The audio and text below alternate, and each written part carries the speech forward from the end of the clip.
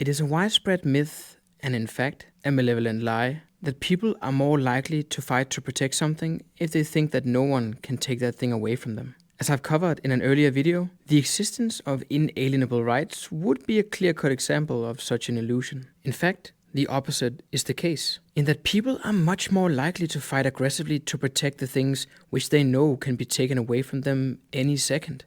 In a moment, I'm going to show you why this is relevant. But first, I'm going to try to break another illusion that many people today hold, and one that many people, especially among the so-called intellectual elite, have a great interest that you remain a steadfast believer in.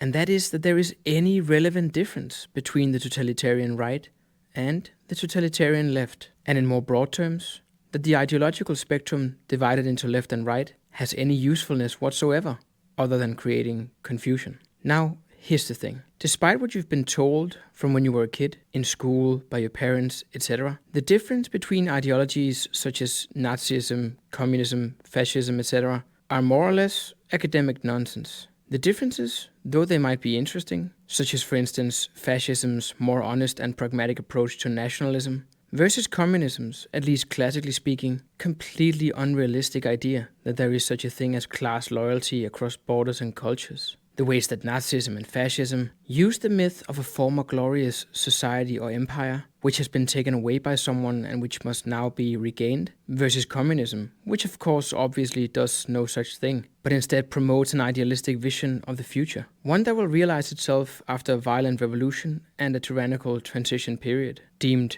the dictatorship of the proletariat by the genius and complete lunatic Karl Marx.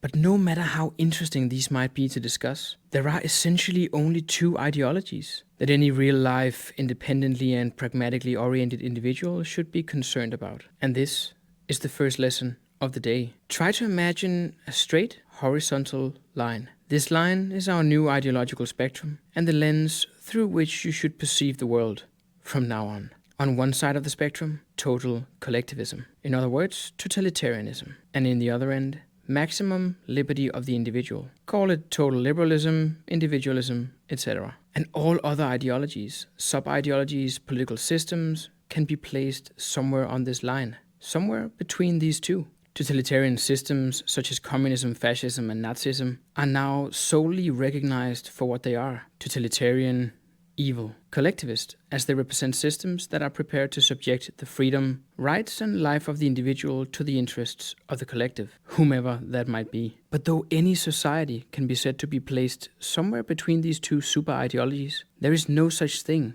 as a stationary society. Proponents of the welfare state, for instance, often claim that they have found some kind of hybrid society, that this is sort of a new type of political system, stationary and sustainable over time, which encompasses and integrates good, or even the best, parts from both collectivism and individualism. And this is completely wrong. While there first of all are no good things to be found in collectivism, obviously, there is secondly no such thing as a stationary society. Which takes us to lesson number 2 of the day. Though a society at any given time can be placed somewhere on this spectrum, a society will always be moving in one of these two directions. It will never be standing still. As I said, there is no such thing as a stationary society. There are always policies implemented that either increase the freedom of the individual or, much more likely, decrease the freedom of the individual. Take a look at the long-term or even immediate history of the society in which you live. Have you become more or less free as an individual? And not just on paper. Have you de facto become more or less free to speak your mind,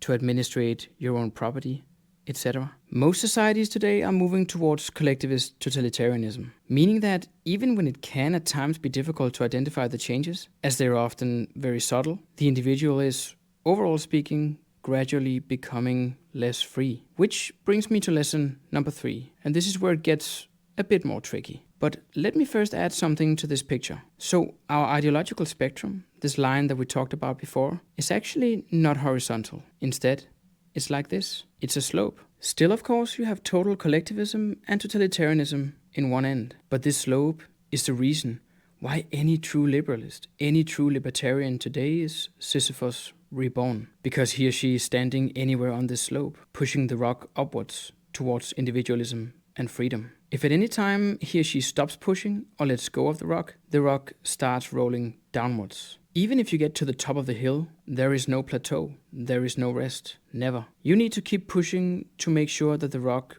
remains on top. If you drop it, it starts rolling. And the longer one waits before catching it, the more it accelerates and the harder and heavier it will be to stop eventually. This is the way the pursuit of individual freedom works. Now, the concept of rights, the illusion of universal, fundamental, inalienable rights, represent the illusion that there is any such thing as flat plateaus along this slope. You know, places where we, in our pursuit of freedom, can catch a break. We might think for a moment that, oh, now we're more safe than we were before because now we have rights. Now this part of my freedom, now that part of my freedom is secure, guaranteed, if only for a brief moment. But no, as I've already covered in one of my other videos, where I argue for why rights do not exist and why they never can exist, your freedom is not secure just because it's written on a piece of paper. It's not secure just because you think it is, or because you want to think it is. No, the truth is, if you let go of that fucking rock, it starts rolling. As already mentioned, any society can be placed somewhere on that line, and a society will at all times be headed in one of those two directions. But as can be understood from this analogy, it takes a lot more work,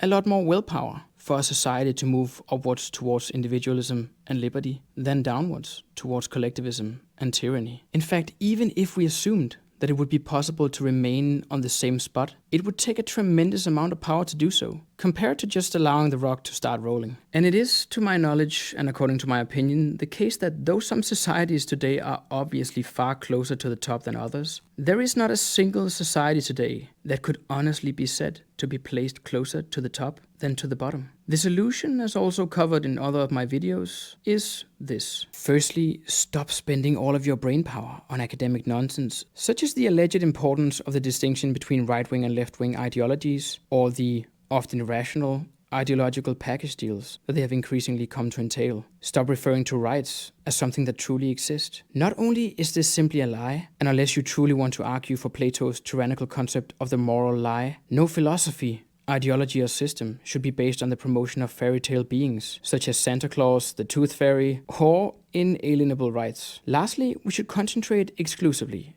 on the concept of freedom, more precisely negative freedom, a concept that I will cover more extensively in one of my other videos, where I want to go over how liberalism itself has over time, over and over again, reinvented the concept of freedom, thus effectively eating itself up from the inside. And one of the reasons why liberalism as a coherent system of thought is largely extinct in the West. So focus on freedom and recognize that the fight for the maximization of negative freedom is much harder than allowing society to degenerate into collectivism, and therefore, just as with the task of Sisyphos, requires an enormous amount of continuous effort in order to push the rock to the top of the slope, and through a never-ending act of sheer will, hopefully, as opposed to Sisyphos, be able to hold the rock at the top of the slope. Thank you for listening to this episode of Narrative Deconstructed. If you enjoyed this and found it valuable, consider subscribing to this channel.